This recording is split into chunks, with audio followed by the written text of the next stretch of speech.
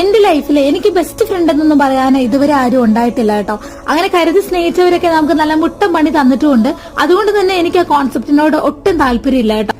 പറയുമ്പോ എല്ലാം പറയണമല്ലോ, എന്റെ ഭാഗത്തും തെറ്റുണ്ട് കേട്ടോ. ഞാൻ അങ്ങനെ ഒരു കോണ്ടാക്ട് മെയിൻറ്റെയിൻ ചെയ്യുന്ന ഒരാളല്ല കേട്ടോ. എന്തോ എനിക്കത് താല്പര്യമില്ല. എപ്പോഴേലും എന്തെങ്കിലുമൊക്കെ ചിലപ്പോൾ ഒരു വിശേഷമുള്ളപ്പോൾ ചിലപ്പോൾ സംസാരിക്കും.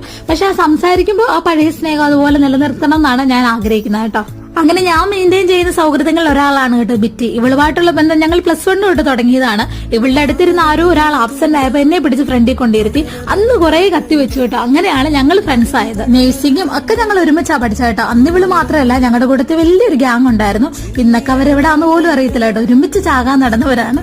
ഇപ്പൊ യാതൊരു കോണ്ടാക്റ്റും ഇല്ല. അതൊക്കെ പോട്ടെ, അങ്ങനെ നമ്മുടെ ബിറ്റിക്കുട്ടി ഒരു കുട്ടിയും കൊണ്ടിരുന്നപ്പോ എനിക്ക് ഭയങ്കര സന്തോഷവും കൗതുകവും ഒക്കെ തോന്നി. അതാണ് ഞാൻ നിങ്ങളുമായിട്ട് ഷെയർ ചെയ്തത് കേട്ടോ. അപ്പൊ നീതു ആന്റിയുടെ വക നമ്മുടെ കുഞ്ഞു ആവയ്ക്ക് ചക്കരയുമ എന്തെങ്കിലും ഒരു ദിവസം നേരിട്ടൊക്കെ കാണാം കേട്ടോ. അപ്പൊ ബൈ.